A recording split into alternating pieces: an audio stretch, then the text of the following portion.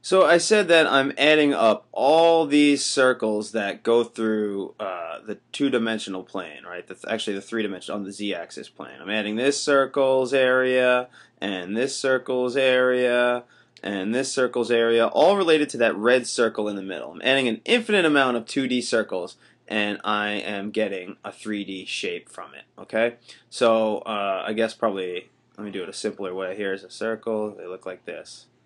Right? And I'm adding up an infinite amount of circles in between this guy and this guy. And there's an infinite amount from all the way from over here over to here. And eventually what I'm going to get is a 3D shape that you know as a sphere. How do I do that? How do I add infinite things, okay? I can't sum them, right? That would take forever because it is infinite. What I can do, though, is take what's called an integral. Okay, so if you know anything about calculus, it shouldn't be too complex. So I'm going to draw, again, my plane, right? This is my plane. And on that plane, I'm going to have a circle. Okay, no big deal. Hold on a second. Let me get it a little nicer.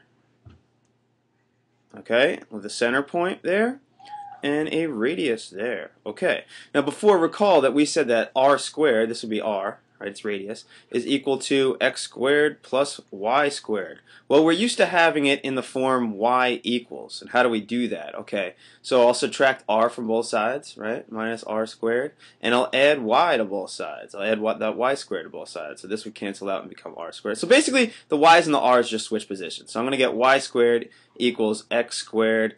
Actually, hold on a second. Yeah, no, I'm going to end up get, alright, let me write this out then. I get negative y squared equals x squared minus r squared, and then negating both sides, I get y squared equals r squared minus x squared. And then I take the square root of both sides, and I'm going to get y is equal to the square root of r squared minus x squared. Alright, great. Now that I have the function of that circle, okay? Now what I want to do is I want to take that radius. I'm going to say, okay, so all those circles I drew would kind of look like this, okay? Here would be one of the circles that I was concerned about, that I was drawing, which had a radius like that, right? And it would kind of look like that. And then it would go out the other side of the circle, right? And then I would have another radius over here, right? That would do a very similar thing. Oh. And it would go out the other side of the circle, and I'd have another radius over here, and you know, I'd have an infinite amount of radii right there. Wow, keep doing that. Alright, so I'm going to add all those up. Well, the radius, right, the radius of each one of those circles, this guy, is just the distance to that function, right? That function is defined by y equals whatever I wrote. Y equals a square root of r squared minus x squared. So each one of those is that circle's radius.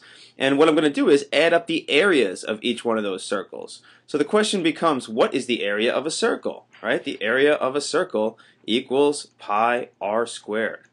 And I'm going to write the r big here. I'm going to write it just to make it different than this r over here, okay? Because the truth is, this r right here is this whole function, right? Like I said, that distance is y, whatever y is, which is that guy. So that is equal to big R.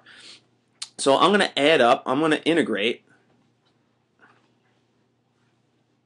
as pi times this is r, right? This guy is our new r, right, for each one of those circles. So pi times that squared. Well, what is that squared?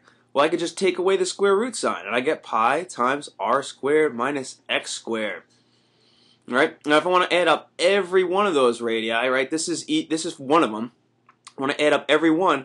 I'm going to integrate from negative r over to r. How do I get that? Well, let's see. This is minus r, right? And this is r. And this is 0. So I'm going to integrate from negative r all the way to r. Now, that's another way of saying integrating twice from 0 to r, because the negative r is the same thing. And I get to put my pi out here of r squared minus x squared dx.